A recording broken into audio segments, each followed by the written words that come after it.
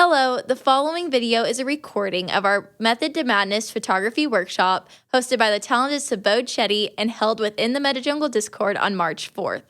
This is the first of a two-part series, and in this session we learned about vision development, compositional aspect, the process of portrait photography, and the development of creative intuition.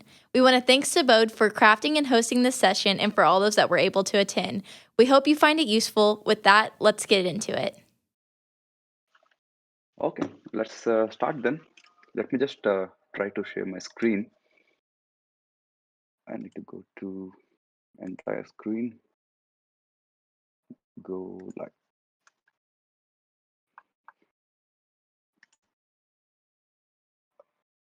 Can you see right now the screen? Yes. Okay, cool. So thanks everyone. Thanks for joining. At any point, by the way, Rex, if you don't hear me or something of that sort happens, please let me know on Twitter. Okay. Yeah, because my screen is completely taken by my slide. I can't see anything else. Okay, got All it. right then. Thank you so much. So guys, thanks for joining. I really appreciate you guys giving me the time to show my work as well as how I do my work. So this is called Method to Madness because I believe what we do is nothing short of madness because many of us quit our jobs, many of us travel to such weird places on such weird climates and whatnot. So it is kind of a madness, but there is a method to this madness, and that's what I'm trying to show in this particular slides. So before that, I just want to give a brief of who I am exactly, because most of you know me on Twitter as Subodh Shetty and the guy with portraits, but you really don't know me beyond that. So I just want to give a quick update to who I am. I am Subodh Shetty. I come from India, from a southern state called Karnataka, and there's a place called Manipal. It's a small little town. So that's where I was born and raised and studied. But eventually, I ended up in Dubai. In 2019, I came to Dubai in search of a job, and I found a job. And I'm a pharmaceutical person. I have a degree in pharmaceuticals. So I began working in Dubai as a pharmaceutical guy, and eventually, during that process, I started doing photography. I got my first camera, which was a Nikon 3100, very basic camera because I didn't know exactly where this would take me because in our life, till we find a passion, we keep shifting passions. I got a guitar. I did nothing with it. I don't know how to play a guitar till this day. So similarly, there are a lot of things which come and go in your life, and that's the reason I kept a very basic camera to see where it takes me. But Dubai being Dubai, it really caught my attention with all the cityscapes and etc. And I started learning photography, shooting the cityscapes, and eventually you move on and you start doing something else because that's how photography evolves. And that's what took me to streets of Dubai, and I started shooting people on the streets. And there are not many people in Dubai doing this kind of things because everyone is focused on Burj Khalifa. So meanwhile, I was doing something else, and that kind of caught some attention in the market, and people started coming out with me and asking me for photo walks. And eventually that passion, the hobby started growing, and it turned into a group called Photo Walk Dubai. It started with 10 people in 2012, and today it has 23,000 people. So that's one of the biggest groups in the Middle East, actually, not just in Dubai. So that's what I do, and for the last 12 years, I've been practicing photography, and I still practice. Every day is a practice. Every day when you go out to shoot, you're learning something new. I believe there's no end to learning. I do all kinds of photography because I do travel photography tours for my living.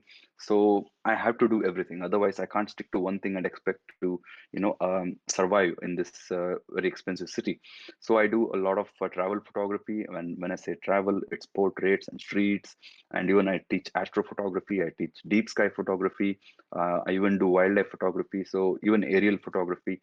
So all kinds of photography is involved in my practice, and that's what I teach everyone so that I can get more and more clients, diverse amount of clients to feed my passion.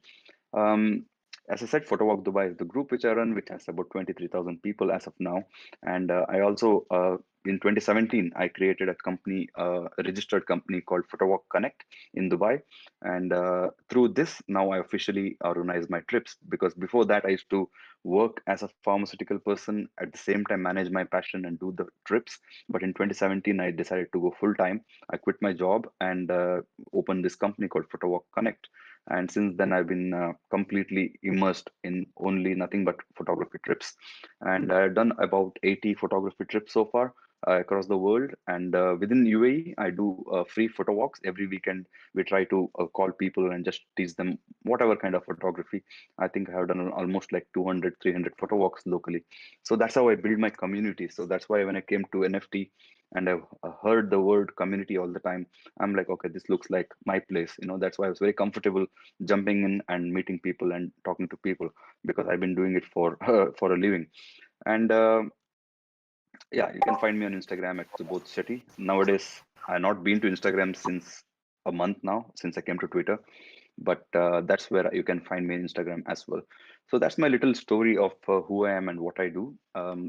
And now let's slowly transition into the workshop side of things. But I don't want to directly jump into compositions and this and that. I want to take you through a journey of photography.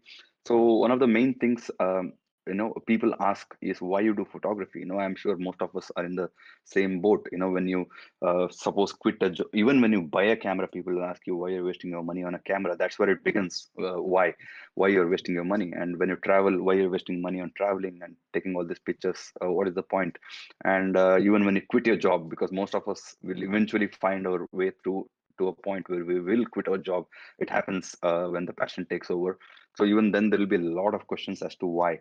So the why is a never ending question, and if you keep really bothering yourself with this question, you will have really tough time getting out of your comfort zone and getting into that zone where you can really pursue your passion. So you need to always deal with this why, and you need to know your purpose in life.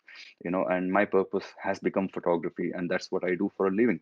But we also need to look into the history of photography, as to whenever someone asks me what is this photography and what is the point of photography, I always tell them the history, because once you teach history, it really puts the layers together to make someone understand and appreciate the art that we do. It's not about just taking a camera out and taking a good picture, but there's a whole way that photography has evolved and changed the world. Because in 1826, this was the first ever photograph taken. I'm sure most of you will know this. This was the moment when photography was invented. It may be the most grainiest, most ridiculous picture you've ever seen, but still, the purpose of this particular photo was to invent a new category of storytelling, and no one knew how it's going to change the world. But since then, it's moved on. The impact of this particular picture, the purpose of this particular picture, was not to change the world, but just perfect the craft of a new kind. Till this day, people would sit and paint a picture to show what's going on around them, but this is a time when they could take a picture maybe in few seconds. It's a long exposure, but still, that's the fastest they could go at that point. And the impact and the purpose of this particular image was just to perfect the device called photography. And then eventually cameras become better, they become more powerful, and the purpose started shifting. It is no more about inventing a camera or a new form of art, but now it is serving a purpose of changing the world eventually. So in this case, in 1908, when this picture was taken, till this day, child labor was a common thing everywhere in US as well as everywhere in the world.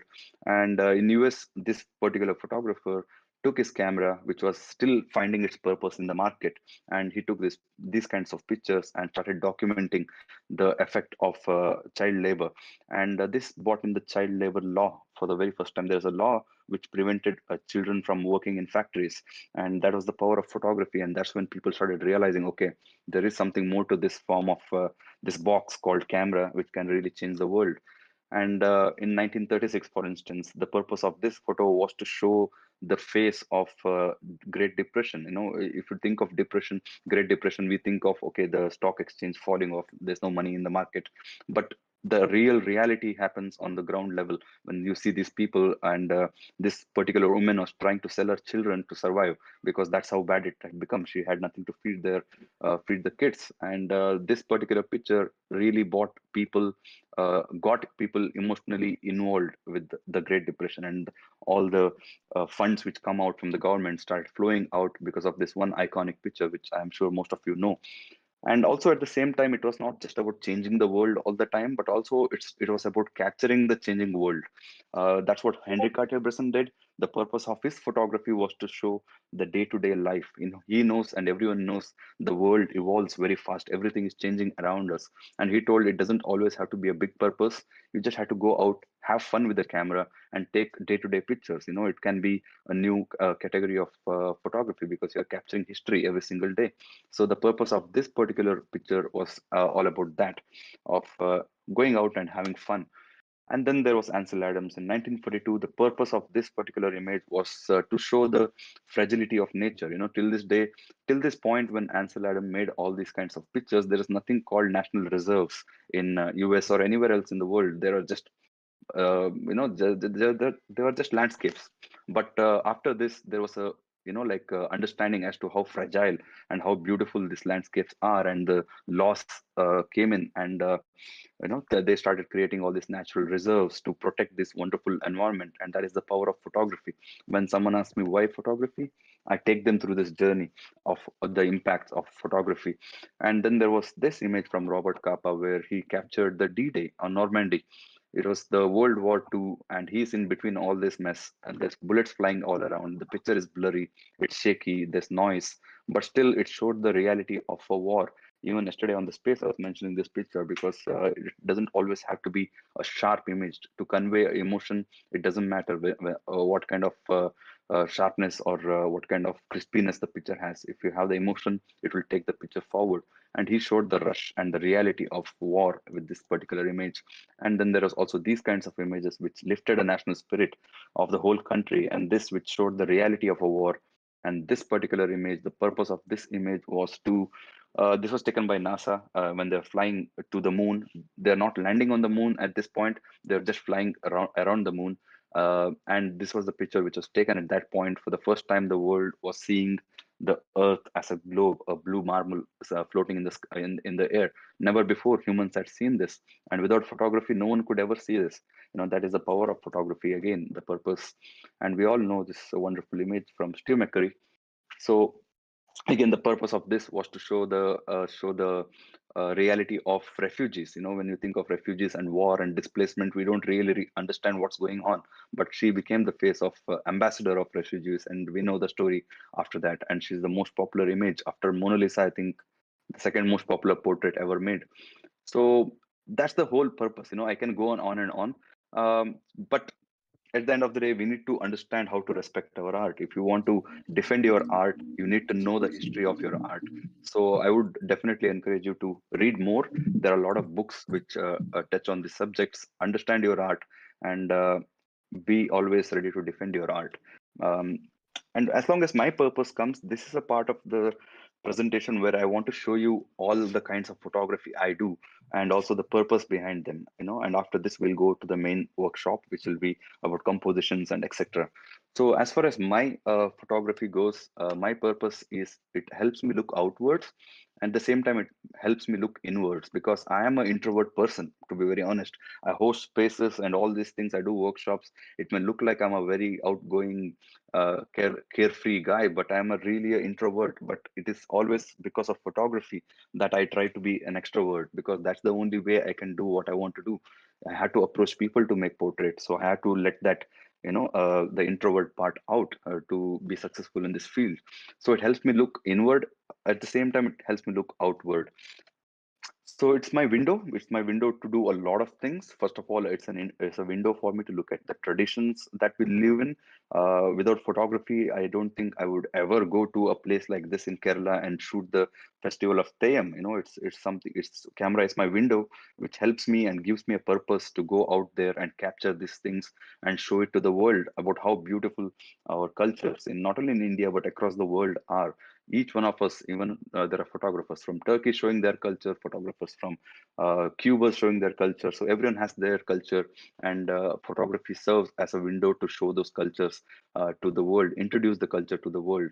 And being a photographer from a state called Karnataka, I never covered this stuff which happens next to my home. These are all the things which happens in my backyard.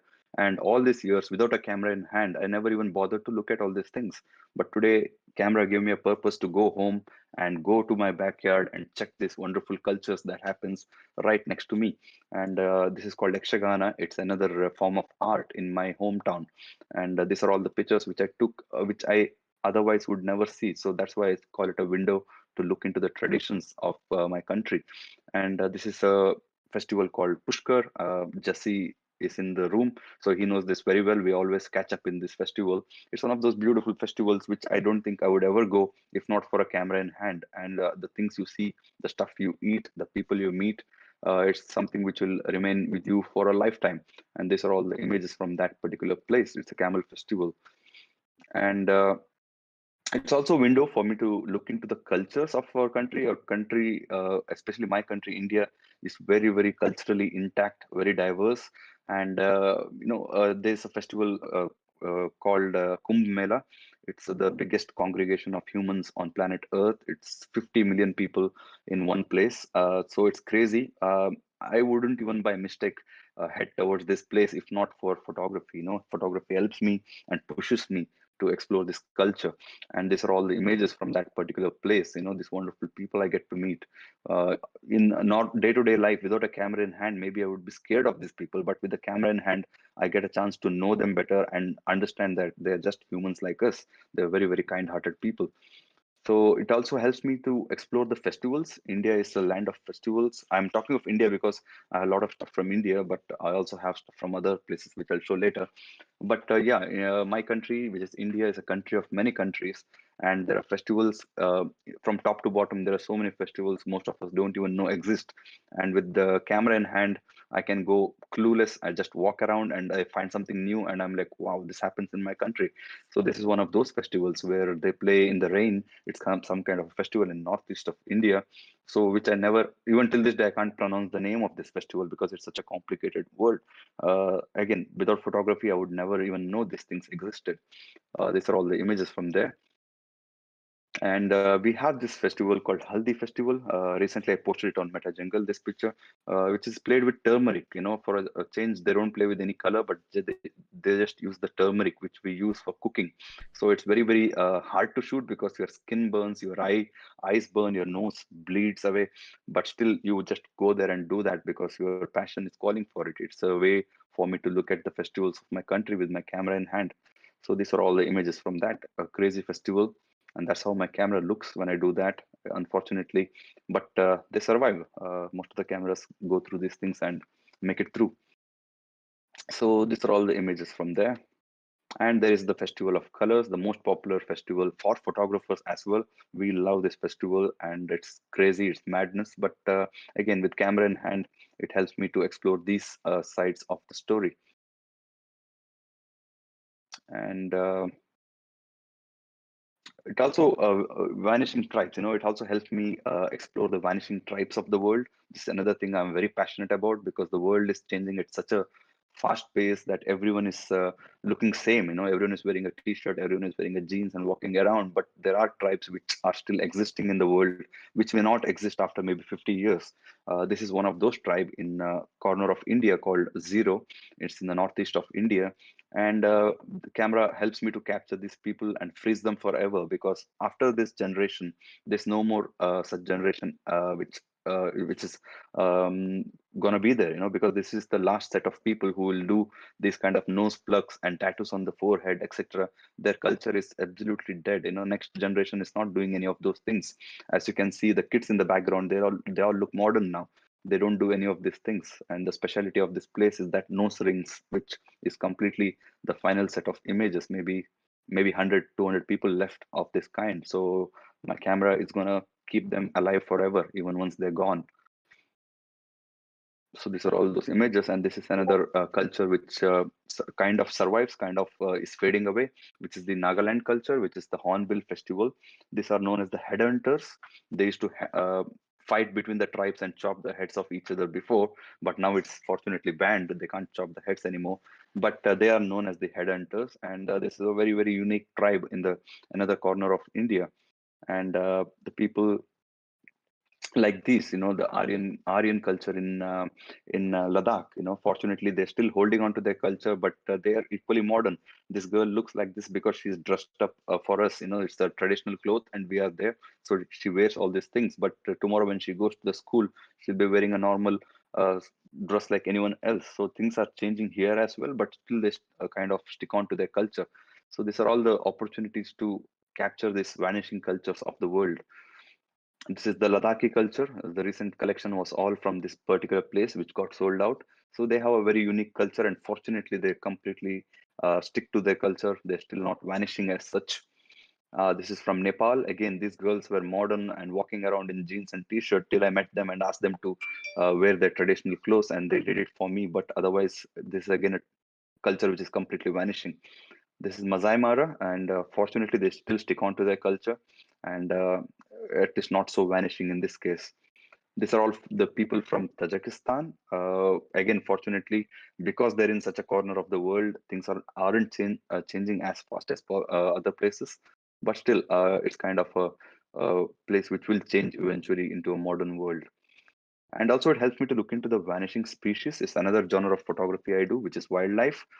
We all know the situation of animals. Every single day, there are animals going extinct in this world, thanks to us. And yesterday was the Wildlife Day across International Wildlife Day. And according to me, every day should be a Wildlife Day because these animals need to be preserved, and they're vanishing at a very, very rapid pace, which is very, very unfortunate. For instance, cheetahs, there are like 5,000 cheetahs in the world.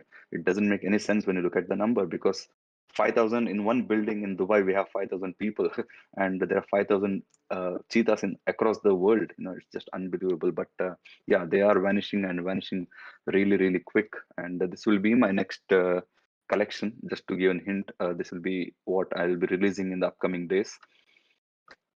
So yeah, camera helps me to capture them as well, which is the vanishing animals of the world.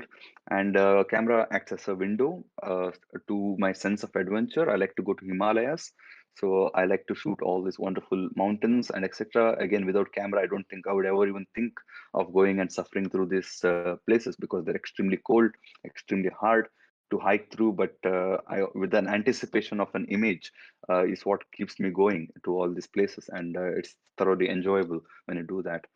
And it's also a window to the future because I stay in Dubai.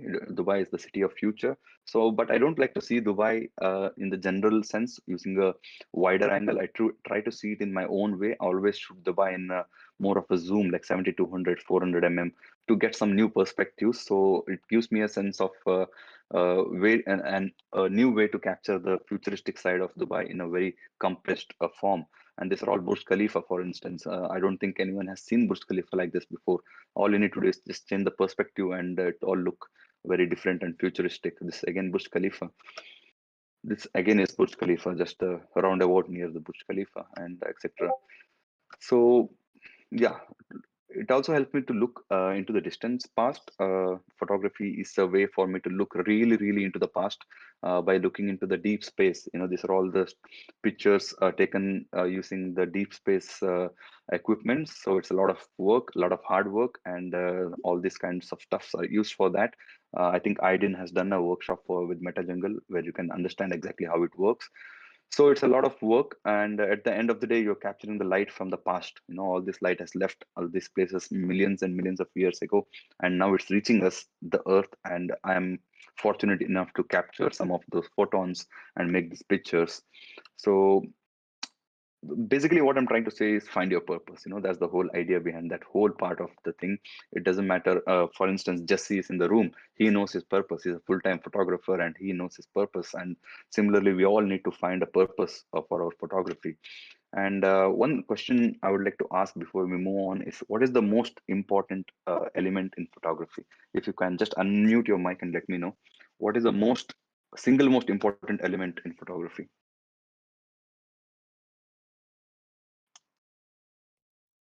If someone could respond. I think everyone is muted. You can't unmute yourself, I guess. I'd say light. Light. Okay. Anything else? A subject The that most important element. a subject that captures your interest. Subject that catches your interest. Okay. Anything else? Perspective, as per me. Sorry? Perspective. Perspective. Okay. I'm Yes. talking of the most important. I'm stressing on the word the most. What is the most important thing that is required to make a good photograph? Photographer's eye. Photographer's eye. You're almost close. So let me reveal that from my end. It's nothing but you. If you don't see, there's no perspective, there's no light, there's nothing. If you aren't present, if you are not present in that moment. So the most important element for photography is you and yourself. So you need to first of all trust in your abilities to capture anything that you want to capture. So I'll just skip this. So the main question is, I'm not talking exclusively of any kind of photography today.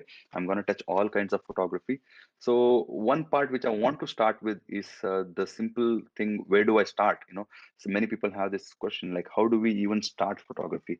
And one of the things I say is start with go out and shoot nothing. When I say nothing, mostly anything at all. These are all the pictures which I used to take in 2011 when I began my photography. I didn't even know what to do with my camera. I am on the streets. What do I shoot? I can't approach humans because I'm scared to approach humans. I don't know how they'll react. And that's when I start shooting nothing. I don't include any humans. You just go out there and shoot the buildings and the basic stuff. What happens with this is you start practicing the art of seeing the simpler stuff. This may not be your portfolio images, but at the end of the day, you're learning composition in a very easy way without approaching any human. That's one of the easier ways to get into any kind of photography. Just go out and shoot anything at all without any subjects whatsoever. Then you can start introducing an element. You can play with one human element and start shooting them without interacting. You can just start building up your confidence on the streets or anywhere else. And eventually you will get to a point where you'll be comfortable shooting a person without his knowledge, candid shots, and then you can go to the two people in a picture. That's something that you can do as a challenge as well. Every week when you go out, you can start playing with these numbers, and you'll see that you'll start seeing things more differently. This is how I started. I put the year down there. It's 2013. Very, very old pictures which I don't even put in my portfolio anymore, but these are all the practice ground. When you start any kind of photography. Tomorrow, if you want to start streets, I think this is one of the easier ways to start adding 1, 2, 3 elements, and you start seeing a magic happen. You start building up your compositional elements, and you get more comfortable approaching people. So these are all from 2013, and there are just 3 elements in each of the pictures. And then you can add as many as you want, because you got comfortable being on the street. You can now go and shoot how many ever people you want, and you'll be very much invisible because you know how to be invisible. But it doesn't matter if you take 1, 2, 3, or 4 elements, or even 0 elements in a picture. Any kind of photography needs one thing, which is composition. Now I'm coming to the main part of my session, which is composition. So when it comes to composition, I'll always like to break composition into parts, because composition is not just rule of thirds or leading line. Yes, they are important, but there are more stuff to composition than just that. So how I see it is, composition is the king, light is the queen, and you are the soldier, like I say in every one of my space. So when it comes to composition, I break into 2 parts. One is elements of composition.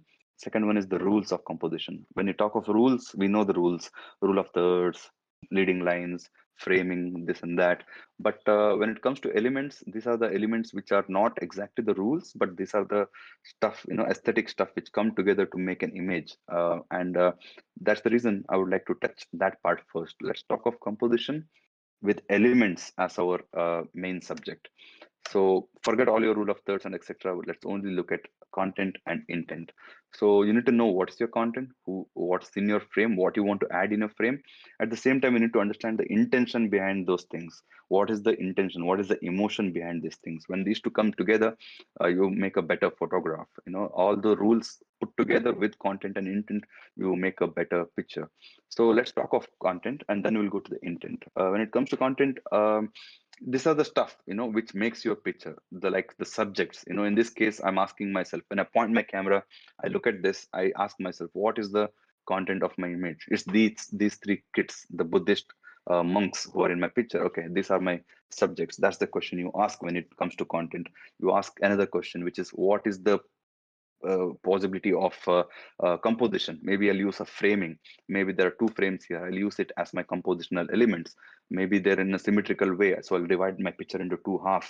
This is part of composition. Who are the subjects? What is the a compositional element I can use in this case? In this case, it was framing and symmetry. Then I go for the next one. Can I do something more with this picture? And the answer was yes. If I step a little bit back, or if I zoom out my lens, I will have much wider angle, and that can add some expanse. Okay, let me do that. Then I just step one step back and zoom out a bit, and I get this wider angle. So the picture has transformed from this to this. So there have been three questions. One is who is the subject? What is the compositional elements? And then should I go front or back to correct the image? Yes, in this case, I wanted to add the expanse to show the scale of the image. So I will go one step back and I'm here now. So now I ask my next question, is there anything to exclude? Is there anything wrong with the picture which I don't want it to be in the picture? That is where you look at the corners of the image. Is there anything that is not required? In this case, everything was fine. So there is nothing to exclude. Those are all the stuff that you need to ask yourself before making a picture. What is the content? So who is the subject? What is the compositional element? What to include? What to exclude? Is there any clutters? Get rid of them, and that creates your content. Now you go to the intent. What is the intention of the picture? This is another part of that elements. Intention is all about emotions. It's about what you want to convey to the viewer. What is the emotion you want to convey through the picture? In this case, I wanted to convey happiness. I wanted to convey bonding between these three kids, and it works because that's the emotion I wanted. They're all looking happy. They're all together, and the intent was to show that. But again, it comes down to you. You know, if you want to change the intent, it's just about how you present yourself. For instance, I'm sure most of you know a term called fourth wall. Fourth wall is nothing but between you and your subject. If you are invisible, you are retaining the fourth wall. Like here, I am standing in front of them, but they're not looking at me. They are having their own emotion. So you're retaining the fourth wall. In this case, I wanted to retain the fourth wall because I wanted the picture to be candid. I wanted it to look natural. But what happens if you make yourself visible to the subjects? You break the fourth wall. That's where you create a connection between you and your subject, and it's no more a candid image. So you're breaking the fourth wall.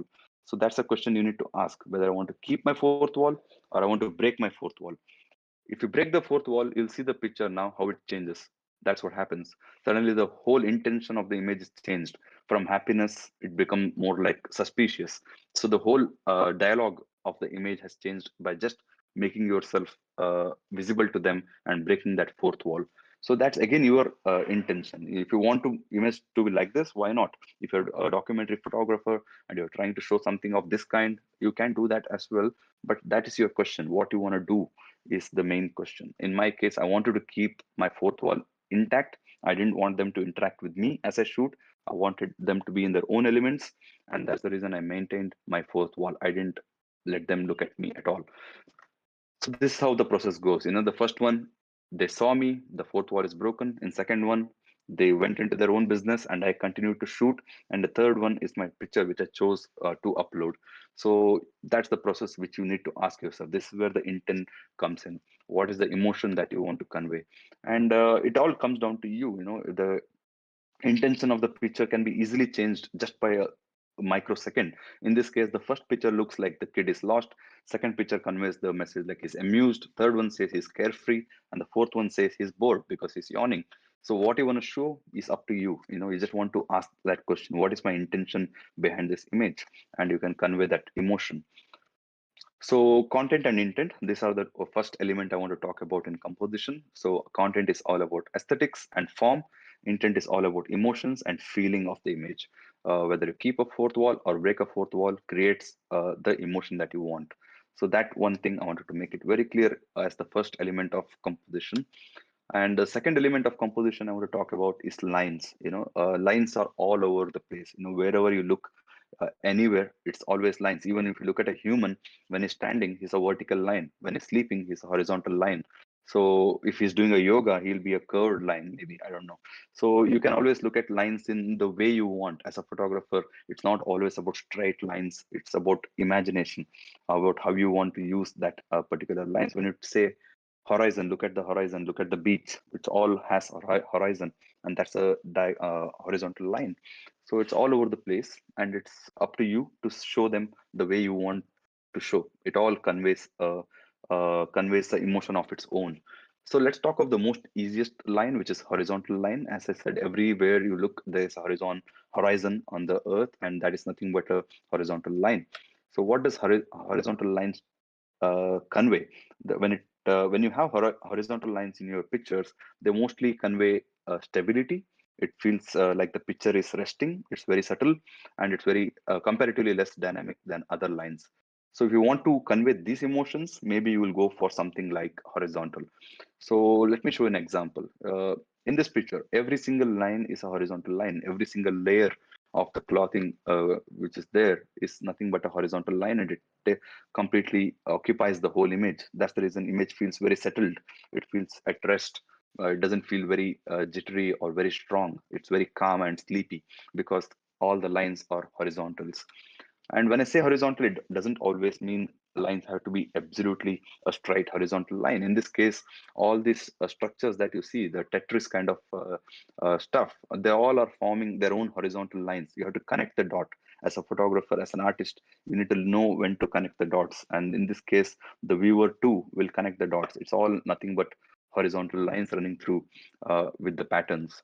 And here again, I added this particularly for that sake. Horizontal doesn't mean it always has to be a straight line. In this case, it's a bit wavy, but still it's a horizontal line. The picture feels very settled at rest. And the next comes vertical. Vertical is very, very dominant. Even if you are, suppose you are gonna you are angry with some person, you want to confront him, you always go with the most vertical pose possible because that's very, very dominant. That's how we see vertical lines as. It's very dominant, it's very imposing, it's very heavy, and it's very dynamic. That's what your images will convey if you have a vertical, strong vertical in your image. For instance, in this case, all the lines are vertical. You saw the horizontal, they're all feeling at rest. But in this case, everything feels very heavy because it's a very, very dominant line. Even in this case, you have to connect the dots, but you'll see a lot of verticals, and then there is a subject which breaks that pattern. But I'll come to this picture later as to how it works. But these are our vertical lines. Here, all the first of all, the picture itself is broken into two parts. One is dark, one is light, and both of them are verticals. And then there are lines, physical lines, which are taking you into the picture, and all the lines are leading you to the subject. So that's again a vertical line. Next comes diagonal. Diagonal is something which I personally love to use a lot because it's the most pleasing, most harmonious, and most dynamic of all the other lines. This is something I personally, whenever I have a chance and I have an option of shooting either vertical or horizontal, diagonal, I always go for diagonal. For instance, in this case, it's just a matter of where I stand and how I point my camera. If I want, I can make these lines completely vertical, just a matter of moving myself. If I want, I can make these lines absolutely horizontal, or I can use it as a diagonal.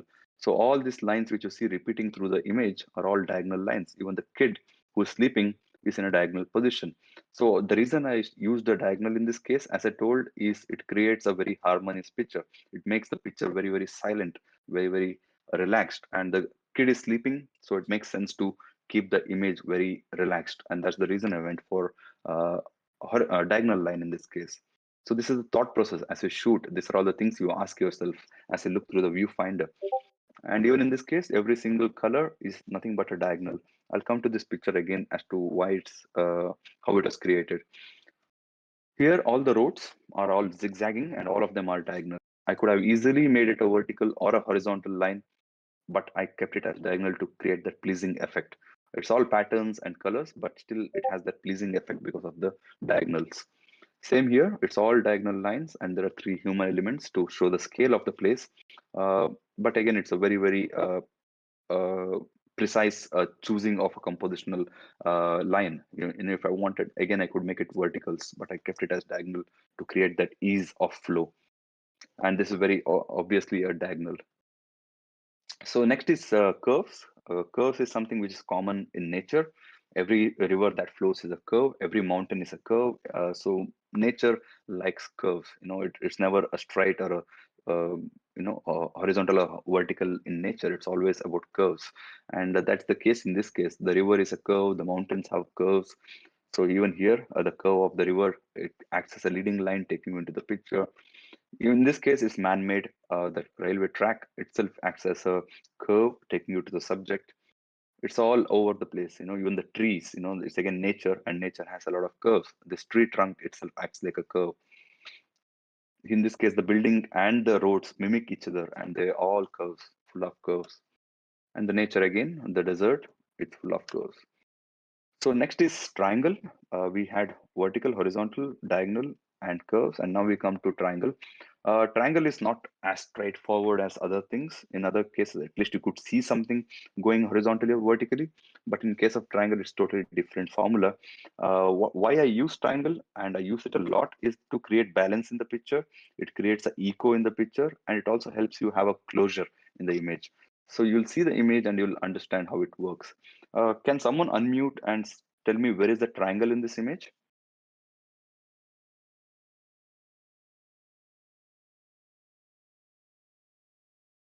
Is it the fire?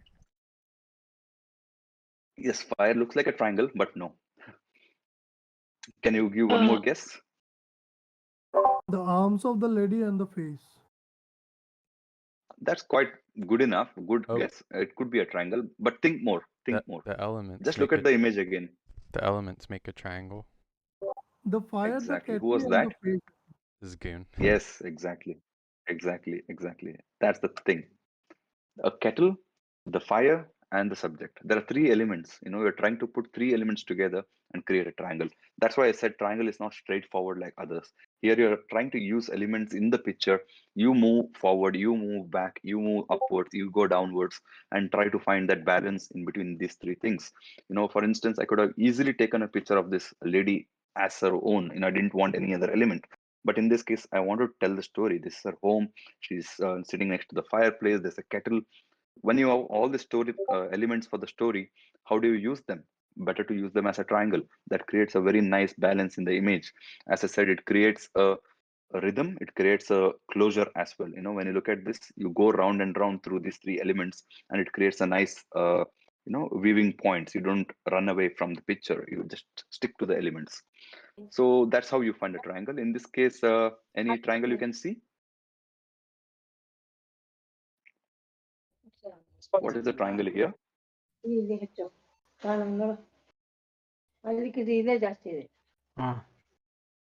Someone's mic is on. Yeah. The So two let faces, me. two faces in the candle. Yeah, Ratnadeep. Sorry. Yes, the two faces and the candle. They're like Exactly. You're making a good guess now. Two faces and the candle. That makes the triangle in itself. So again, a very, very purposeful use of triangle. Again, this is something you do and learn rather than just go and get it. Like these are all very much choreographed images. I want them to stand there. I want them to look this way because I want to create that triangle. So these are all the work you do as a photographer. In this case, I think the triangle becomes very obvious. The person in the foreground and the two-person in the background, they form a triangle. Here, again, three humans, all three heads form a triangle. Here, the shape of the camels and the human who's floating with them, that itself forms a triangle. So you can find triangles in all different ways and forms, but you need to figure out how to and when to use them. So these are all the lines which you could use. So we talked of content and intent and lines. These are the two elements of composition.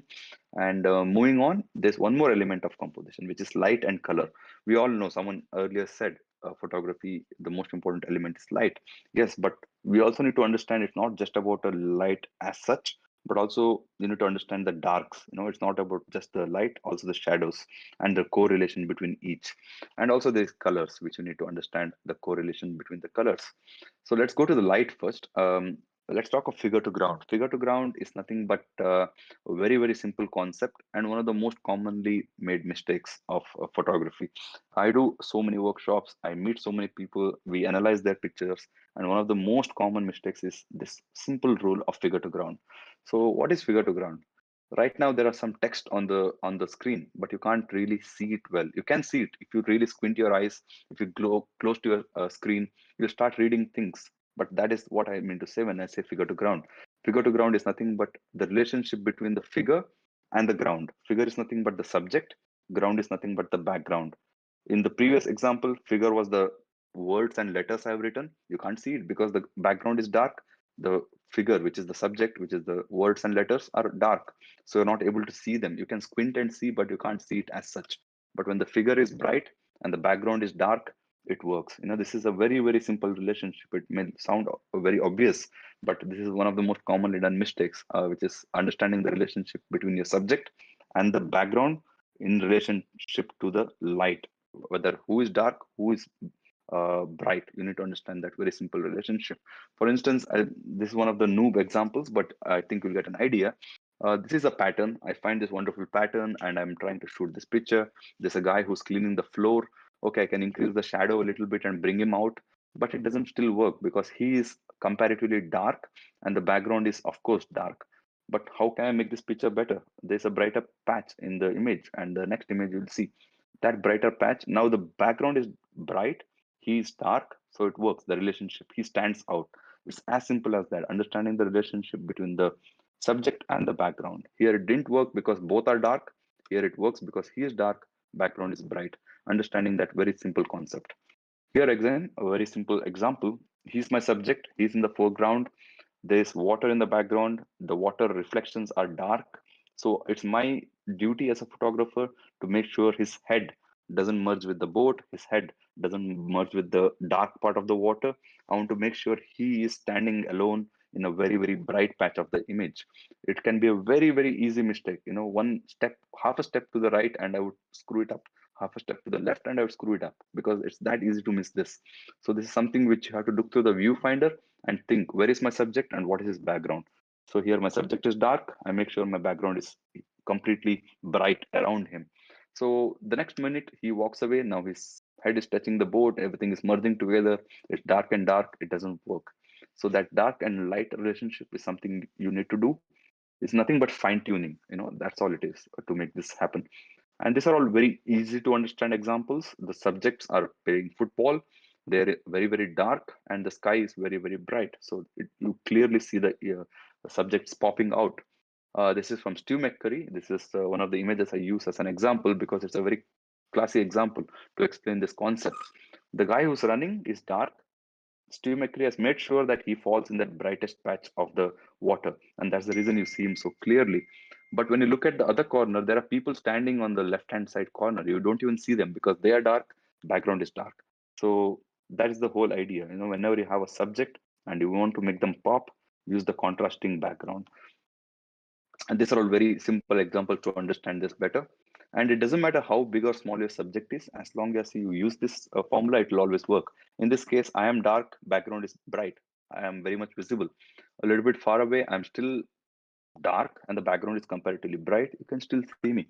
Even further away, you can still see me, and even further away, you can still see me because I'm just trying to maintain that relationship. Next is color theory. Color theory is nothing but understanding the color wheel. I think every photographer knows this, understanding when to use and how to use the warms and the cool tones. The moment you mix them in a balance, beautiful balance, your pictures look very, very attractive. In this case, she's warm because the lamp is warm and the background is the blue hour in Varanasi. So it's the blue hour and hence the background is very blue and it works. Here she is cool because she's wearing blue and the background is all pink, which is on the warmer side, and they work. If the powder here, the holy powder was all blue, suppose, it would look very boring because the background is all blue and she's all blue. It kind of doesn't work. It kind of overlaps. So having that contrasting colors always helps. Same here and same here and same here. The reason this picture works is again the same. There's a lot of warm tones mixed with the cool tones. Whenever these two colors come together, it's very, very pleasing to the eyes. He is very warm. The background is very cool. Again, in this case, I could have shot. There are like 30 people doing the same thing here, and I could have chosen any one of them. But I chose this guy particularly because his background was very, very cool. And I know that it will create a nice contrast between the colors. Same here. The background is a bit warm and the buildings are very, very cool. So it becomes very obvious now. So these are the four actually elements which I always try to talk about: content, intent, lines, light, and color. These are all the elements of composition, not the rules. These are all the elements. Next comes the rules. And when it comes to rules, we all know the first composition rule we learn right away when you get a camera is rule of thirds. I don't even have to worry about explaining rule of thirds, so I'll skip that. But there's more to rule of thirds than just that. It's called Steelyard principle. It's something used by a lot of artists. So let's apply rule of thirds to the Steve McCurry image. We know the subject is this guy and this guy with the orange turban. So he's falling in the intersection. We know that part of the game. So that's perfect rule of thirds. But also you have to think of counterpoint. Counterpoint is a very, very important part of rule of thirds, which I try to implement in most of my pictures. For instance, he is falling in the rule of thirds, all good. But what about the other side? Whenever you create a rule of third, you're creating 1/3 of the image is going to be heavy, 2/3 is going to be empty, because that's what rule of thirds is. But if you keep the 2/3 empty, try to include something in that intersection. So for instance, this kid and his legs falls in the other intersection, and it creates a balance in the image. That's why I had this image here. It's like creating a balance between the weights. When the weight is all on one side because of rule of thirds, it's good to have something else in the other side which can create a balance. It doesn't have to be a main subject, it doesn't have to be a distracting subject, it just has to be enough there to support this image. In this case, the leg, it's just there, just enough to create a balance. Yeah. And next is this one again from Stu McCurry. The main subject is the lady walking, and the other counterpoint is the ox in the background. This is my image from Ladakh. Here, my main subject is the guy in the foreground, doing his thing. In the background, you can see a guy blurred out because of the depth of field. There's a lot of smoke there, but he's just my supporting element. Now, if I didn't have that guy in the image, in the background, image would be very much heavy on the right hand side. Left hand side would be completely empty. That's where you try to create the balance. That's what I call counterpoint. Always try to get something in the other corner to just balance out the image. Same here, she's my main subject, and the background you can see the camels because of 2.8. They're all blurred out, but still it gives you a feeling that okay, there are camels, it's a camel festival, it's Pushkar. You get that idea of the whole place. It's an environmental portrait using the counterpoint as well to convey the message. And it holds true for any kind of photography, even in wildlife photography. The leopard is in the rule of thirds, and at the bottom, the zebra is in the counterpoint. So these are all the things that you can do by just looking at the background as well. What else can I add to create that balance is the question. So that's rule of thirds and counterpoint. Whenever you can, try to use a counterpoint on the other side of the image. So next is leading lines. I think this is something everyone knows. This is from Steve McCurry, the image. And here, the leading line is the railway track, which takes you to the subject. And the only thing to remember when you use leading line is to make sure that it goes to the subject and doesn't go somewhere else. In this case, the leading line is the hand, which we have the human tendency. Whenever you point at something, we tend to look at that direction. And the same rule applies here. The hands are pointing to the subject, and our eyes automatically goes that way. Here, the leading line is the road itself, very obvious. So leading line is something everyone knows. So I don't want to emphasize much on that.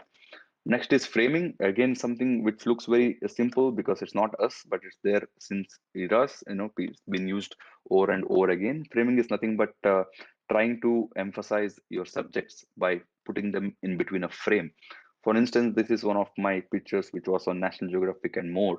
In this case, what I tried to do was I walked around the place and tried to somehow put the Taj Mahal, enclose the Taj Mahal in between the tree. So the first triangle holds the Taj Mahal, and the second enclosure holds the subject. So the subject was not there because I had to wait for it, but Taj Mahal was always there. So I prepared my whole frame.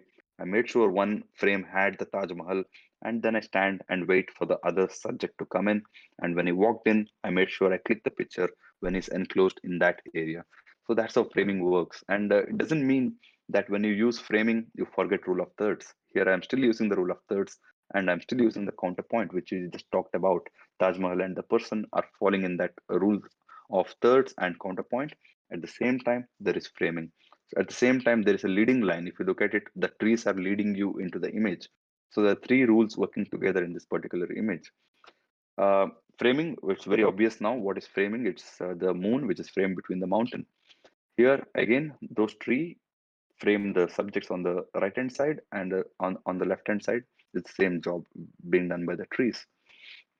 Here, the framing is nothing but the light. It doesn't always have to be physical. It could be anything at all. In this case, it's just the light, which is creating a nice frame to enclose this person in this particular area. Here, the framing is the kid playing in the background, and he's about to catch a ball. He's playing cricket. So I wait for that person to come in just to add an extra element. Again, if you look at it in the rule of thirds and counterpoint, it still works. The guy sleeping in the foreground acts as a leading line because he's leading you into the image and taking you to the kid. So you can look at it in many ways. A lot of composition rules come together in this case. Again, a very simple framing. So next is layering. Layering is again something not we photographers invented. It's been there forever. Even the paintings, when they do, they add the main subject. There's a wedding ceremony. They're your main subjects. That's your foreground. In the middle ground, he has added some other elements. People are just standing there and discussing. Then there's a background with a building and some more people there. So it makes the image more like have more depth in the image. It's like having a 3D image. So it also makes the viewers stick around with the image for longer because there's so much to see, so much to read that will stick around with the image more than required. For instance, in this image, the dog in the foreground is my first layer, the dog and the kid in the background is my second layer. So it's just about walking one step back. Once you see something interesting, you walk one step back. For instance, I saw the kid playing with those dogs. That was the first thing I saw. Then I walk back and I find this dog, I put him in the foreground and I create a second layer. So that adds one more dimension to the image. Same here, here I don't know why these numbers are showing up on this. I should have animated them, but the crows in the foreground is the foreground elements. The first layer, the three crows. Then comes the second layer where these people are talking, and then the third layer where the people are bathing. So one thing to remember when you do layers is not get them overlapping. The moment they overlap with each other, it becomes kind of a issue. Same here, foreground and background. Very simple example. Here we have four layers. First one is the kid closest to me, then is the second kid, then the third kid, then the fourth kid. It takes you into the picture. And the end, there's the ball in the air, which is the moment which I wanted. So that's how you create. They don't overlap with each other. They just take you through the image and make you watch the image a little bit more than required. Same here, number of layers, and the moment is the ball landing in his hand. So skip this. And the next is something I want to talk about is patterns. I'm very passionate about patterns because that's something I shoot a lot, especially in city like Dubai. We got a lot of patterns here. Any city has a lot of patterns. So this is something I highly keep close to my heart when I shoot. So when it comes to patterns, it can be a big subject because there's various ways to use pattern. One way to use pattern is to connect the pattern to the subject. Other way is to scale the pattern. Third one is to break the pattern, and the fourth is to accentuate the pattern. So let's look at all of them in a very simple, with very simple examples. So we are talking of patterns, and we'll only talk of connecting the patterns with the subject. So how does it work? You already seen this picture. This is the pattern. I go 10 floors up a building and I look down and I see this wonderful, pattern happening in the ground. And as soon as I saw it, I thought of Tetris. We all played this game as a kid. So I thought, okay, it looks like Tetris. What do I do with these things? And thousands of people walked through this area, and finally I waited till this guy came in and he passed the picture, and I took this image and I called this picture Tetris Collector. So you create your own story. In this case, I'm trying to say that he's come to collect those Tetris, and you create a picture. You connect the subject to your background and create a story with it. That's how you use patterns to connect. In this case, it was just the lines all over the place, all colors, and I didn't know what to do with this. Whenever I find the pattern, I just stand there and wonder what to do with this, and then eventually things will fall in place. So again, it's in Dubai Mall, one of the busiest places, one of the busiest malls in the world.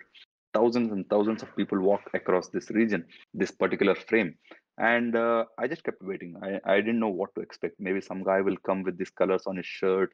Maybe someone will wear a cap like this. Someone will have hairs like this, full of colors, because Dubai can be crazy at times. So I was just wondering what I'm going to do with this background. And then finally, the end result was this. A kid came running through, running her hands through the wall, kid being a kid, and she's wearing a dress full of those colors. It looks like she's carrying all these colors on her dress as she runs through. So I thought, okay, this works. That's how you connect your subject to your background. You have to create a relationship between each. It should mimic each other. That's very, very hard, but it's very much fun to wait for it. Next one is here. It's all birds and all those things happening here. It's a nice pattern. Again, I wait, and finally I find this guy come and sit there. So anyone from Middle East will know that the laborers in UAE, I mean not in UAE, anywhere in Middle East have their issues. They don't have much of freedom because the companies who bring them in, they keep their passport away and make them work longer hours and etc. So I had that freedom versus not so free kind of a connection between these two pictures, and that's what I was trying to convey in this image. This is another example of patterns. It's a wall full of colors and wall full of stars, and I didn't know what to use, whether colors or stars. So I just kept waiting, waiting, and waiting, and finally, this kid happens to come and sit in my frame. It's not expected. I wanted him to move because I wanted to create something interesting. But then I watched closely, and then watch when if you see it closely, his shirt is full of stars, and I'm like, look at my luck. Out of nowhere, this kid comes, and I'm about to move him to get away from my frame, and then I realized that okay, this guy is actually helping me connect the pattern with himself. So that's how you connect a subject to the patterns. So it's a very interesting game to play. Whenever you see next time some patterns, just stop and wait and wait and wait. Something interesting will happen, and sometimes nothing will happen. So you have to be ready for both the opportunities. So moving on, that is the way to connect the pattern. Next one is to scale the pattern. Not always you can do this kind of connections. So in that case, you can rather do the scaling. This is much more easier than that part. So scaling is nothing but using the pattern and then showing how big the pattern is by using a subject. In this case, I find this wonderful building with this nice patterns happening across, and then I wait for something to happen. And then this guy comes in, he's doing some acrobats on his cycle, and I wait for the right moment when he comes to the center of my frame and I take the picture. But one thing you need to remember with patterns is patterns has to be end to end. If you look at this picture from corner to corner, it's just nothing but patterns and patterns and patterns. It just keeps repeating itself. It doesn't break away. So that's one of the most important part of using patterns. If I show you the reality of this picture, it looks like this. I don't want to show anything else. I just want to use this one building and one pattern. I don't want to show anything else around it. I don't want to show the cars. I don't want to show all those buildings, those trees, Burj Khalifa. I don't want any of those things. That's when you start zooming in or walking closer till you fill your frame end to end with nothing but pattern. If I go to other pictures, again, you can see end to end, it's just one pattern repeating itself. So that's the whole idea behind patterns. Never let it break away. It has to grow all across the frame. And here, for instance, it is taken with the drone at this particular angle. It's a perfect picture because it's all one pattern across the frame, and there's a girl in the center. But another maybe 10 meters above, and I would show you something else because it's not all these patterns throughout the area. After 10 meters, if I go higher, I'll show you the stuff which are not patterns at all. There's just dirt around the place, there's water around the place. So you just have to make sure that you just fill your picture with patterns and nothing else. And again, here I'm trying to show the scale. Same here, it's all patterns repeating itself, and the cars act as a scaling objects. Moment you see the cars, you know that, okay, this is a desert and these are the cars, and you know the scale of the place. Without those cars, maybe it would be hard to even understand what you're looking at. Same here, the scaling of the place is done using the camels and the dunes. Now you get an idea as to how scaling works. And same here, it's a huge mountain of dunes, and then there are two guys there, dirt bikes running around with smoke behind them. So that gives you this feeling of the place. If I didn't have those guys, this picture would not work because you would not know what you're looking at. Same here, a car, just to make sure that I show the scale of the lake. And humans here to show the scale of the place. So it gets very easy now. Even here, a car to show the scale of the place. So that's how you use patterns to scale. And next one is patterns to break. You use the patterns and break the pattern. In this case, if you look at this picture, it's all one color. It's just red and pink and orange. Overall, it's a very warm tone picture. So it's a one color throughout, and that's the pattern of the image. So how do you break it? Use the opposite color. We talked of color theory, blue versus orange, warm versus cool. So it's a very warm image, and this guy with the blue drum breaks the pattern. So it's the only one which is standing out, and it's the odd man out, and it works to help the break the pattern. Here, same thing. It's all patterns repeating itself. It's all umbrellas on the top, all people at the bottom, and the one structure in the center breaks that pattern. Here it's all humans, and these two structures breaks the pattern. Here it's the colors, it's the blue hour, and the sun has just set, and it's blue hour has set in. So it's the blue tones versus the warm tones which breaks the pattern. Here the road breaks the pattern. So that's how you break a pattern. And next is to accentuate. There are times you can't do any of those things. You can't break it, you can't scale it, you can't connect it. So that's when you let it simply grow. You don't do anything with it. You just fill end to end with patterns, and it looks very good most of the times. Here I didn't do any of those things. I just let the frame fill up with one single pattern, and it works. Here it's just a building, just windows all over the place. I didn't want to break it or connect it or any of those things. I just let it grow.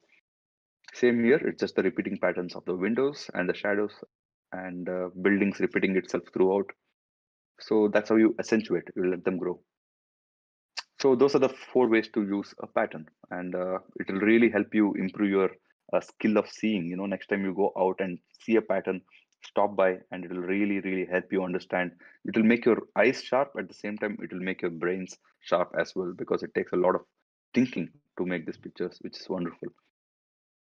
So next thing I'd like to talk about is split images, which is another kind of composition I love to play with. Split is nothing but splitting the image into 2 halves. In this case, it's the blue wall versus the yellowish wall. So it's warm wall and a cool wall.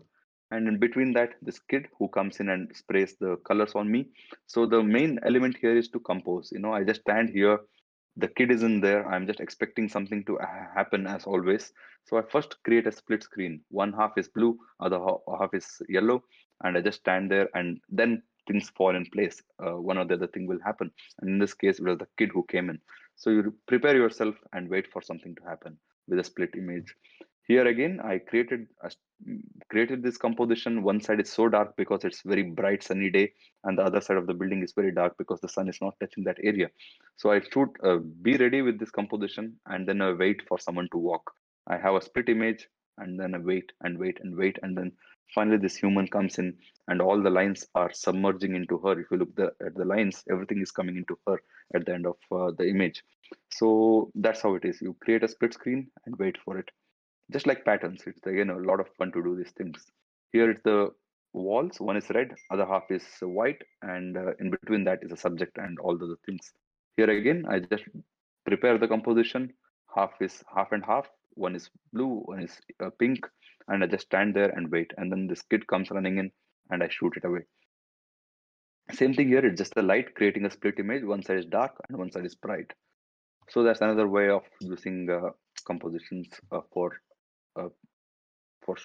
creating some interesting images. So those are all the general composition rules which I generally use in my images whenever I create. And the next thing I want to talk about is portraits. Maybe another.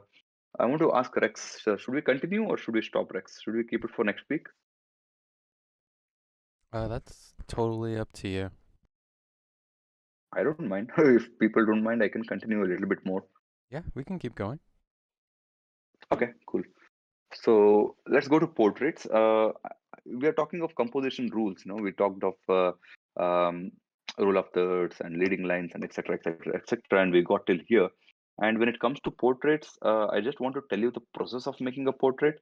At the same time, towards the end of it, I'll tell you the composition rules which I use for portraits, because portraits is my thing. You guys know. So I love portraits, and I want to talk a little bit in depth as to how I create these portraits. So there's some video here. I'll just skip it. Okay.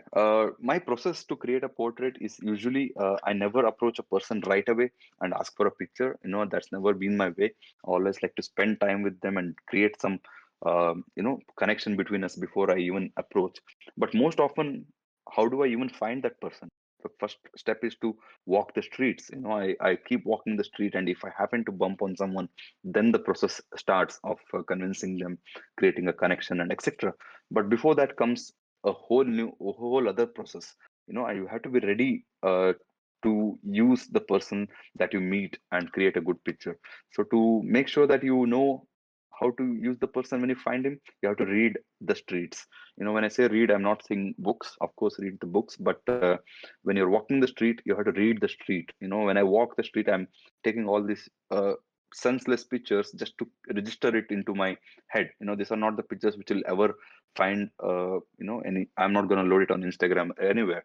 I just take these pictures to register in my head. Okay, there's a interesting wall with red colors and blue color. Okay, I remember that.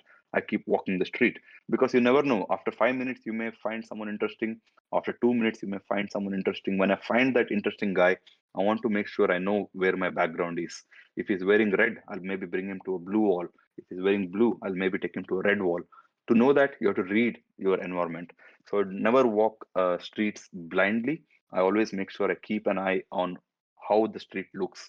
That's what I call as reading. In this case, I take a picture of this wall. There's blue, there's green, there's yellow, and it registers in my head. I keep walking. I find this wall. It's a a beautiful rustic wall. I keep it in my mind. I keep walking. For instance, whenever I find a door like this, that means I have hit a jackpot, because for me, doors are the nothing but a black background. It's the immediate dark background which is ready to be used. If I find a person, if I open this door and put him in that door, I got great light. At the same time, I got a pitch dark background. So I always make sure I read these small things as I move. And here is a blue background, and that's the first step. You keep reading the places as you go, so that when you find them, you know where to put them.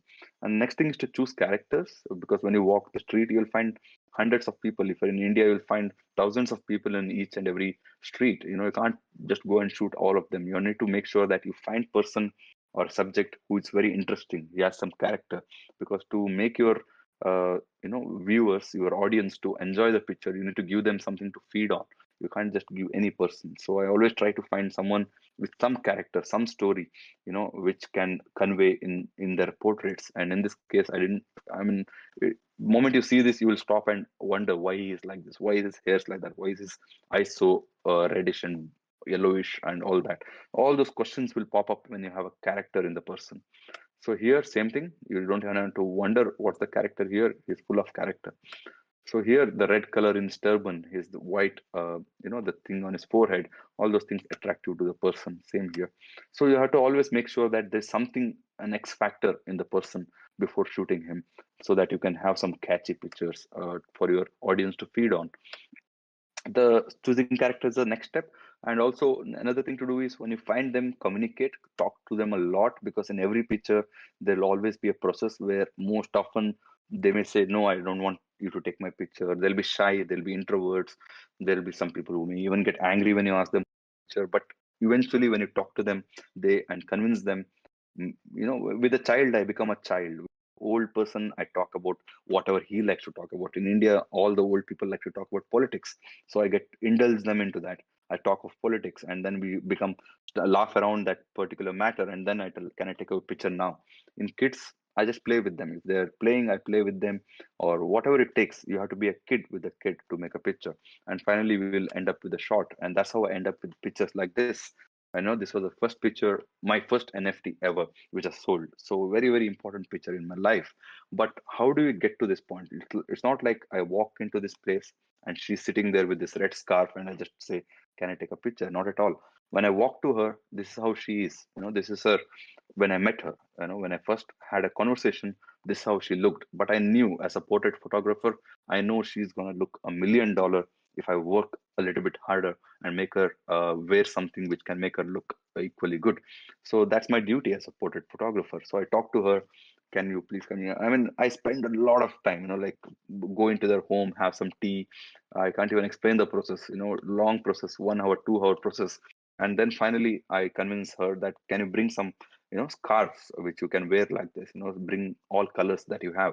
And she brings red, she brings blue, she brings yellow, all colors of scarf. And finally, I love reds, and her cheeks are red. So I connect all those things and I say, okay, can you wear this? And finally, I make the picture.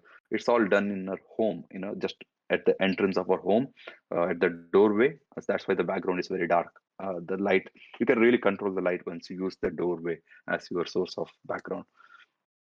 Same here. I'll just move with this. So communication is very, very important. And next thing is guiding. Once you know where to place them, you have found a very interesting character, you have talked to them, you have created a communication and a relationship. And then it comes the point to guide to your background. Because if you don't control the background, half of your picture is gone. I always say background is the hero for me. Portrait, For me, background is the hero. Then comes the subject. So here, for instance, if I take a picture like this, I see a lot of people do this, because my own friends who come to Holi shoot these kind of pictures. They think it looks great because that's what satisfies them. But as a portrait photographer, it doesn't satisfy me because there's a lot of unnecessary things in the background. But when I go closer, it doesn't work. I just need to shift him. I just took him from here and put him in the other corner with a green background. He is red, background is green. It's much, much better. So the guiding of person from where he is to a background which will serve a purpose is very, very important. For instance, in this case, I told the people with me on my workshop, I told them, this kid looks very good. Let's do a portrait. I told them to go and do a portrait, and they all jumped in, made a picture of him right where he was sitting. That gives you a green background. Though it's a depth of field image, it may look okay, but it doesn't look great because green is not such an attractive color. What is attractive when you do portrait is a black background. And where is the black background? Right next to the kid.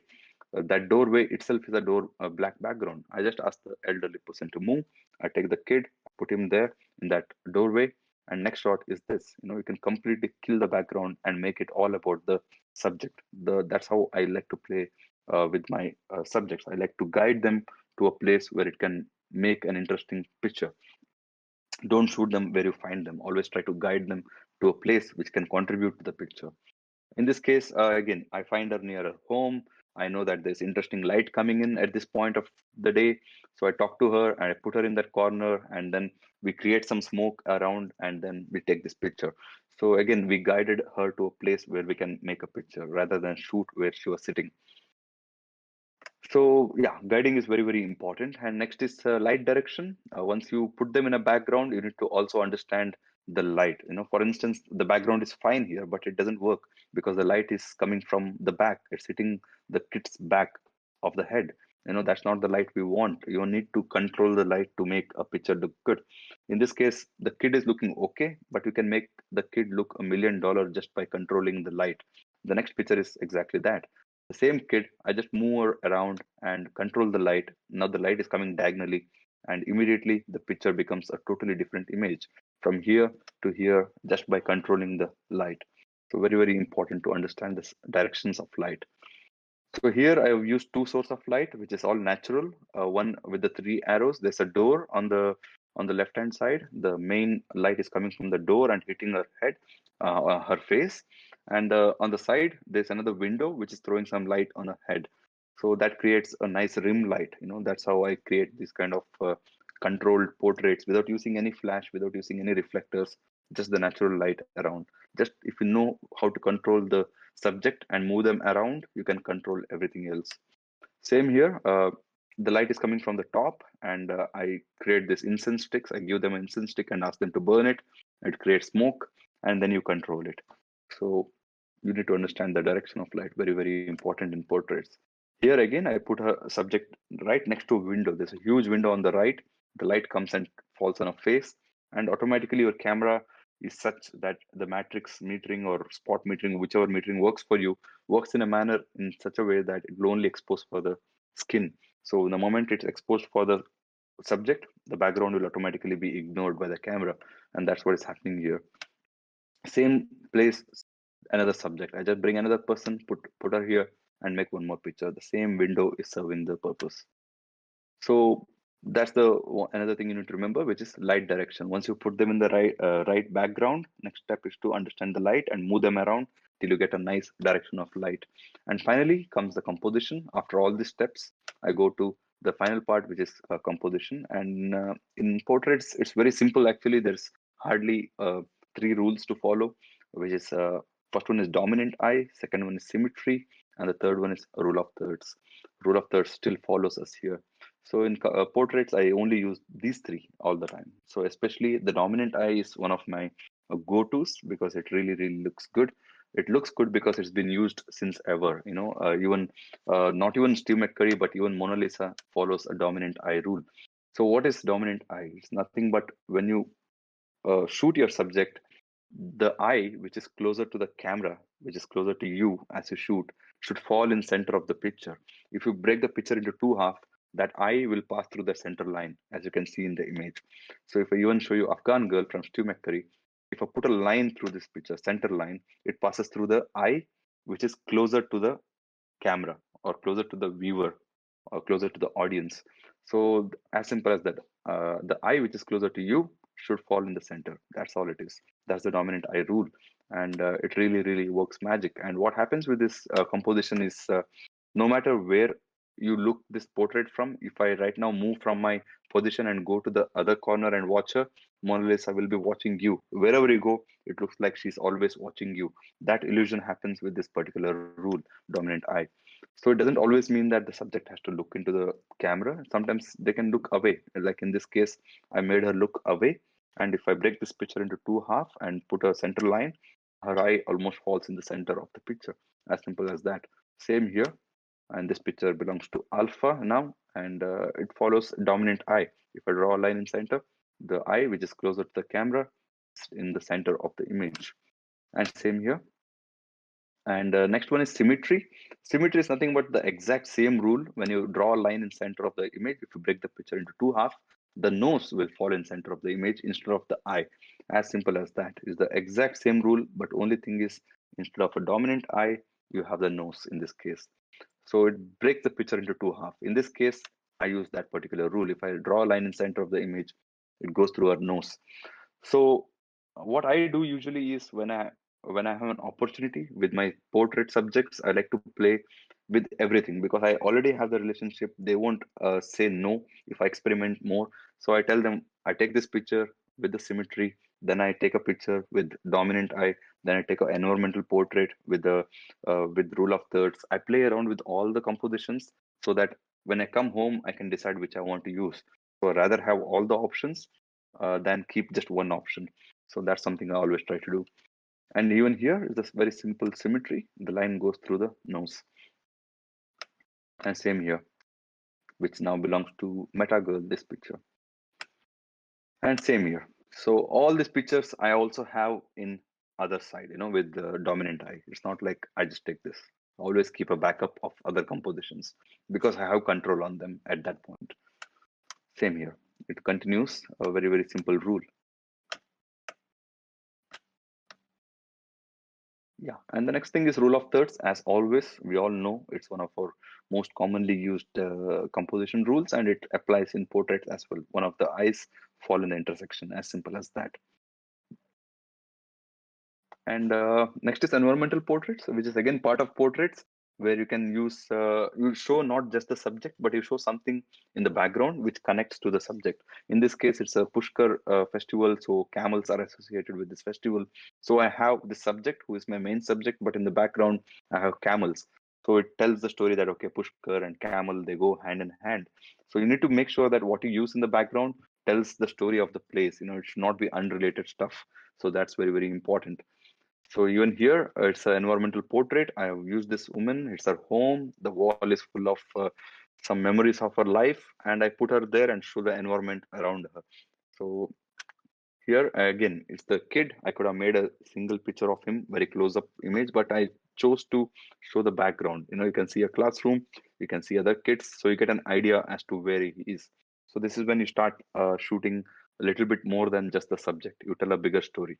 So whenever I get an opportunity, I make a picture which is close up, and then I do a wide angle to show a bit more around them so that I can tell a bigger story. Same here. It's just one person who's got a spotlight on his face because of the room which had a spotlight running, sunbeam coming in. So remaining is just the supporting elements to show exactly where this person is. And same here. And same here, and same here. These are all environmental portraits. So one final thing I want to tell about portraits is, it doesn't matter if you talk for 1 hour or 2 hours to build a relationship with them. But when I lift my camera to shoot, I make sure that I don't use more than 2 minutes of that time, because more time you spend, I learned it from my own experience, more time you spend shooting a person, especially a person on the street, more you lose the soul of the image. The genuine expressions start fading away. Within that first 2 minutes, there's that extreme curiosity in their eyes. They're really trying to give their best. But after that, they become conscious, or they become shy, or the whole moment starts breaking away after 2 minutes or 3 minutes once you lift your camera to take an image. So I always make sure that I spend enough time with them to get comfortable. And when I say, okay, let's take a picture, from that point, I'll not take more than two or even 3 minutes at the most. Within that 2 minutes, I need to finish it. Otherwise, the picture only becomes weak from that point on. So I always stress on this particular point. So I think that's where I'll stop this more, but I think we'll save it for some other day. So what do you think, Rex? Yeah, that sounds great. Thank you so much. There was a lot of good information here, and I think everyone that Let me. came was happy with what you shared. I hope so. I would love to hear from them. Anyone has any questions, you can please unmute yourself and come up. And if you need me to unmute you, send a message in the workshop live chat. Or we can maybe unmute everyone and they can mute themselves for a while. Subodh, Who's that? I'm Jesse. Jesse. Tell me, sir. So, yeah, so not many questions right now, but yeah, it's one of the finest workshops that I have attended. So I just wanted to congratulate you for that. Man, And coming from you, it means a lot. it is one of the best that I have ever attended or seen this kind of presentation, and the way you have elaborated on every small aspect, and wonderful, man, wonderful. Thank you so much, Jesse Saab. I really appreciate it. I mean, I mean it when I say when it comes from you, it really means a lot because I know you for a long time. Yeah. So if anyone has Hey, any questions Subodh. or anything at all, Aisha, where Can are you you? hear me? There you are. Yes, tell me. Can you hear me? Yes, yes, yes. Hey, thank you so much for this. I mean, I am blown away. Like, I thought like, this is why I love these things because I learn new things every day. I'm just very curious about a lot of the composition stuff you shared. So, in particular, when like I was mind blown with the triangle, and I didn't realize that this was a composition. So, my question to you is, does this are there certain compositions that are focused for portrait versus landscape, or can you actually utilize all of them for every type of photography? No, of course. If you remember my picture with the three candles, the Buddhist kid, which was recently in the collection. Yes, You remember that picture, right? Three kids. yes, So it's a portrait, but it's yes, following yes, that yes. triangular composition. Yeah, it's Correct. following the triangular Do composition you? in that case. Mm. No, Go go ahead. on. Sorry. Go on, go on.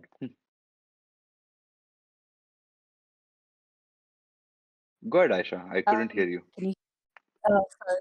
Sorry, I'm on a VPN, so that's why things are just getting a little slow. So my question is, would this triangle work in a landscape nature as well? Or should landscape photographers focus on things like leading line and the patterns, like the stuff that you said? I'm not sure of landscape because I don't do much of landscape. You saw in my slides, I hardly have any landscape, but I'm sure you can utilize it in any kind of composition. Composition is composition. It's been around since the time of those painters in 1500s. So same thing continues. It's not like anything invented by photographers. They have been doing it Got for ages, and we are just utilizing the same thing. So I'm sure there's a place for it in landscape as well. Okay. Thank you for that. Yeah, thanks, Aisha. I really appreciate you joining me. Any other questions? Subodh, Jesse again. Yeah, Jesse. I just curious that when you're talking about the dominant eye part, and or you're talking about the symmetry where you are splitting the image in center, the portrait in center, Mm-hmm. you are obviously breaking the rule of third. Am I right? Yeah, you are breaking the rule of third because portraits don't really need rule of thirds unless until you are purposely trying to use rule of thirds for some reason. But most of my portraits, especially when I go vertical in the portrait mode, I would rather go with the dominant eye or a symmetry because there's no real scope for rule of thirds when you go in a portrait mode. When you go horizontal, maybe you would think of those things, but in a vertical mode, I think it's more falls in those two categories most often. Yeah, because last couple of examples that we showed also was a rule of thirds, but in that case, you have to actually cut the forehead and Forehead. yeah, Exactly. you have to cut the forehead, crop the forehead. And one in more, that case, it was not a vertical shot; it's a horizontal shot in those cases. obviously, yeah. Yeah. Then you have to be horizontal shot. Right. Let's say places like Pushkar, so busy places in Pushkar and all, you hardly get time to even ask them to pose for you and kind of, because they are too busy in their own tradings and so here you do not click or you still click and try and manage the best possible things, and how do you do that? Because I did not One see minute. too Let many. me just 1 minute. Let me just share a screen again. Give me 1 second. Sorry. How did I? Where is my presentation? 1 minute. Your screen's Wow, I already can. shared. Got you. Let me bring the presentation. Oh, my screen is already being shared. Okay. Just a minute. Documents.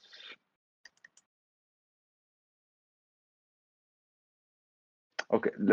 You can see my screen right now, right? Yes. Jasiji? Okay. So let me just show you this. Not here. 1 second. Okay. Here. This is what I do in Pushkar. For instance, you told exactly the right thing, but what I do in Pushkar is I rather make some friendship with these people. So what I do is, I'm sure you know this guy.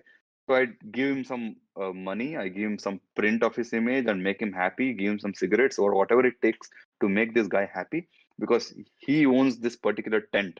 And I know when I see a tent, it's first of all a good background. Secondly, it diffuses the light for me. And thirdly, I can control the person who comes in. When he comes in, I can make him sit there and move him around till I get my control on the light and the background.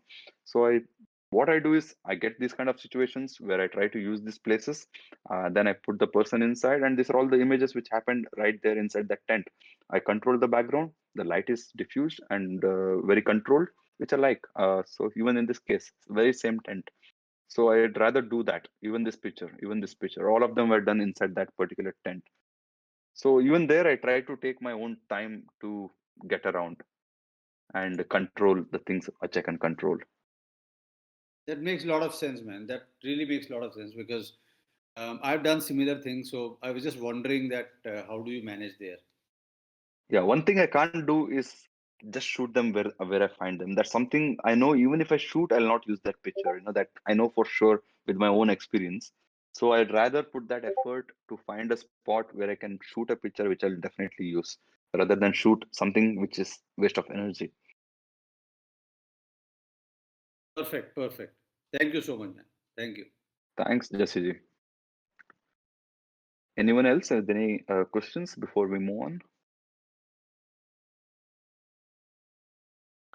So, Vijay, I just want to tell you that I am gonna go into the streets this weekend in Kolkata, Mm-hmm. and this workshop is going to be a very helpful thing for me because so many things, the rules we actually know already, but the use of the rules and where to use, how to use these things have got a very clear idea. I've got a very clear idea, and about the portraits, how to manage, because I used to take street portraits on the go. I told you earlier also. I used to take them on the go. But this time I will try your technique and try to take out some different kinds of portraits in a better way. Thanks for this. Yeah, Thanks so much. background. Yeah, you have to control number of things to make a good portrait. I told you even during our space review, I gave you the same suggestion that you need to control a lot of things to make a good portrait. You can't just walk in and take a picture. You have to control a number of things. Yes, exactly. Yeah. Anyone else with anything else? And also, if I have Akshay another. here. Akshay, tell me. Go ahead, please. Session, Subodh. I mean, I thoroughly enjoyed it. Although some of the concepts were known, but I thoroughly enjoyed how you were able to use it. Hmm. And I can't believe this is for free. Honestly, this is amazing. Thank you so much. That's thanks to MetaJungle. Thanks, man. Thanks for sharing. Hey, Subodh, Sandesh. The Yes, total, Sandesh. I mean, to learn more about the different compositions I never heard of. I mean, to be honest, and thank you so much for this, man.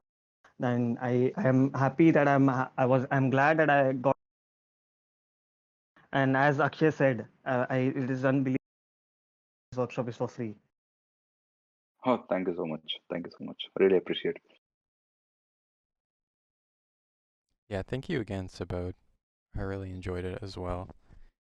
And I didn't even know most of those rules, so I got a lot out of it. Thanks, Rex. I am glad if you say that. I'm really happy about it. I could go on, I just have another 30 minutes of slides, but I don't want to make everyone sleep.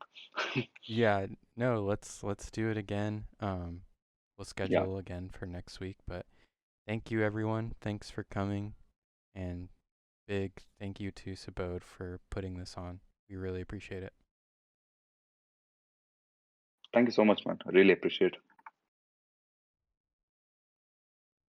And we'll get in touch for next week. Sure, we'll do that. All right, bye Thank everyone. you. Thanks to everyone who joined. I really appreciate your time. You gave me 2 hours of your time. So I took 7 hours of your time today because I took 5 hours in space and 2 hours now. So you've given me a lot of your time of the day to just hang around with me. I really like that. Thank you so much. I think you deserved because you got sold out also today, right? Yeah. So that's the sold out party. Absolutely. And soon he'll be buying from whom? Buying from us, I said. So yeah. Yeah. That's Just for kidding, sure. just kidding. It's coming in 2 days. In 2 days, I'll be buying from one of you, hopefully. Thanks, man. Rex, thank you so much. I think we can shut down the space.